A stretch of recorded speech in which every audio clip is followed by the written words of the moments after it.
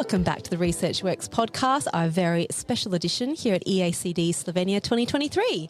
So I have another wonderful guest today to be able to talk about her poster. So welcome to the show, Rose Elekanachi from McGill University. Thank you so much for having me. I'm excited to be here today. Oh, I'm so glad we met yesterday. Yes. It was brilliant. And the minute you told me about your research, I was like, okay, we've got to make sure we bring you on here to talk to you about this. So the title of your poster is The Development and Validation of a Cost of Care Questionnaire for Children with Arthrogryposis, Multiplex Congenita, a Caregiver Perspective. So many gold words in there. So let's go back a little bit in terms of like why you decide to go into this area in the first place. That's a very wonderful question. Thank you so much for having me on the podcast in the first place. First thing first, I'm Nigerian and a physical therapist by profession. And in Nigeria, during my practice as a physical therapist, I understood or came to understand that so many conditions in pediatrics kind of fell into this spot of they would come to the clinic for treatment and they would disappear for a while. They do that again and disappear for a while. And it made me ask the questions of what exactly is going on. Why is it that you come for treatment and you disappear? And parents then would say, oh, I did not have enough money to come for treatment, or I did not do this, do that. And begs my concern of it's important to try to figure out, caring in the first place is a lot of work. Yeah. And arthrogryposis on its own is a rare condition. And so many conditions like cerebral palsy, Down syndrome, Duchenne's muscular dystrophy is one that they talk about a lot. Yes. And research has been done in this light over and over again. And for a condition like arthrogryposis, where it is 1 in 3,000 children who actually come down with this condition, very rare. And you can be in a small city and it's just only you and your child that has this condition. And it's kind of hard to figure out, support systems, how to go about it. So therefore, that's like my lab, Dr. Naomi Danan in Shriners Hospital, and I found out about her, and I was like, you know what, I would like to do research on caregivers' perspective in the rare condition, and from there I can translate like a study back home to Nigeria, where maybe it's of course in other conditions, but arthrogryposis is kind of important because of how rare, the rarity of it, and how it's important to go away from the very popular ones for a while and try to figure out how to support this, families who... That's wonderful. Yeah, the condition is that's really wonderful. Yes. Well, for our listeners and for just a bit of a recap, because it is such a rare condition, give us a bit of a 30-second rundown, I suppose, on what the condition actually is. What are the main clinical features that we might see? That's very interesting. And arthrogryposis, like I mentioned, 1 in 3,000 comes with a group of a whole condition in general. Sure. Okay. So the main thing is the musculoskeletal affectation, which is the muscles and the skeletal component of the body presenting. It's mostly joint contractures, muscle stiffness, weakness, muscle weakness in general, and then it kind of relates into stiffness as it progresses along the line. Okay. So in different children, it presents differently depending on the type. Okay. There are different types, and based on genetic formation and genetic composition, it kind of varies over time. Okay. So a child with arthrogryposis, some could present with just, upper limb affectation. And when I say upper limb, I mean like the upper limb, the hand. And sometimes it's just the lower limb. Sometimes it affects the spine. Sometimes it affects the face, speech and all that. And sometimes it also goes into the cardiorespiratory, depending on the type. So it kind of varies. Yeah. Exactly. Yep. And so would it be considered a progressive condition? It's following... Because it's rare, research is still ongoing. Right now, people say it's non-progressive in the sense that whatever the child is presenting with after, like once the birth happened, is what they would have to take care of over time. Therefore, like to my complete knowledge, I might be wrong. What I know about arthrogryposis to date is that it's non-progressive. Whatever it's presenting at birth is what the parents are going to have to deal with throughout the child's life. And I guess it's the natural things that with growth, you might see it might appear like it's progressive because there's growth that's happening alongside it, right? Exactly. That's what happens. And over time, then as the child begins to grow and go through developmental milestones, different things begin to show up and begin to come through, and then you begin to have to see different healthcare professionals to deal with the different presentations. Exactly. Yeah, that's great. Okay, that's a great description. So now tell me a little bit about the caregiver perspective and why you wanted to go down that path, because obviously looking at cost of care is really important. So tell me how those things relate. Very interesting. So, when in the adult world of healthcare profession, we've looked into, when you're caring, a person with a particular condition doesn't care for themselves most of the times, and they have someone who's there to give them all the support that they need to go through. Now, for a child who needs care on a typical child will need care to get through from 0 to a particular age before they can care for themselves. Now, for a child who has a condition that comes out with contracture, comes down with a lot of muscle weaknesses, they need someone to support them. Sure. Now, when we're supporting the children through the medical line or through the healthcare line, there's someone who's also there that's caring for them.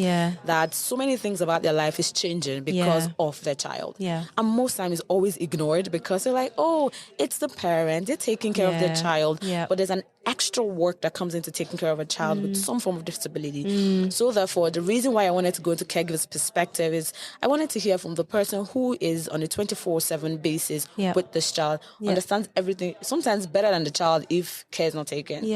So I wanted to understand from their perspective, how does this cost, and when we say cost of caring, us being here at the EACD today comes with a lot of costs, like flights, hotels, and all that. And that's just regular stuff. Imagine now a parent who has to do extra medical care, extra medical appointments, extra therapies, adaptations to chair, to wheelchair, to writing materials, to even schools. So all that adaptation costs a lot of money. That's right. And it's attributed to the caregiver, not the child, because the child is not working. And there's so many things that come with like the healthcare system in different countries that some things are covered, some things are not covered. Sometimes the child gets to 18 and the parents are stuck with, okay, what do I do now with this child? Like, how do I support the child going forward? I've done my bit and now they're seeing their colleagues, go to work or go to college. How do I support them through this aspect? And that also behoves on the caregiver as well, sometimes the parent. So I wanted to look out from there and see how can we now support these caregivers to make sure that whatever happens, because if anything happens to the caregiver, it affects the child sometimes negatively.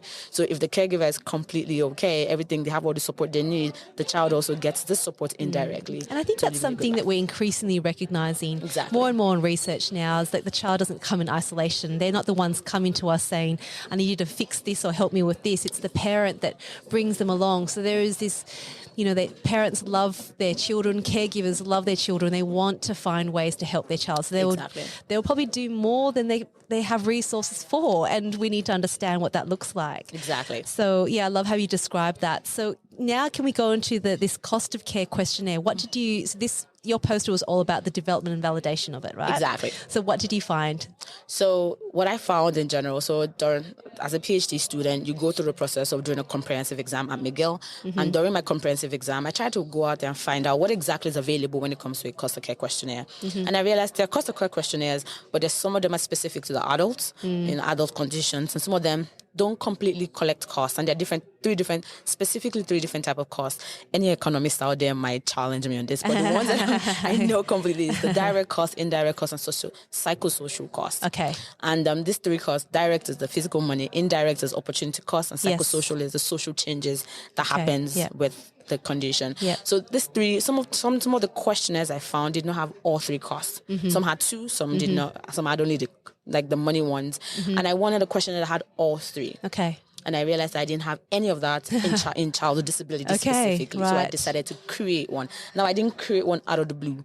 I looked at all these questionnaires, found out exactly what are the main components, how does it relate to what I want to do. And if you look at that poster properly, it has 5 challenges that I identified during my comprehensive that I tried to address for this particular questionnaire. So therefore, understood what content I wanted in the questionnaire, defined the different aspects I wanted to be in the questionnaire, then also involved the page. I did the caregiver engagement. Yes, good. I involved parents, about 5 caregivers to help us in the pilot phase, to let us know what questions the questionnaire actually are good enough. How many are the questions cumbersome? Are the questions too direct? Because when we're talking about cost, it's very finance. It's kind of hard to talk about sometimes. It really is, isn't it? This can be so much stigma associated with it too. Exactly. When you start going down that level, it's always awkward. Don't ask people how much they earn. Exactly. You don't want no parent wants to feel like they're being asked that is the child a burden to them financially. That's right. So we went through the pilot and the phase validity state of the questionnaire to make sure that the questions were okay enough and so great enough. The study has started. The questionnaire is now out on Qualtrics,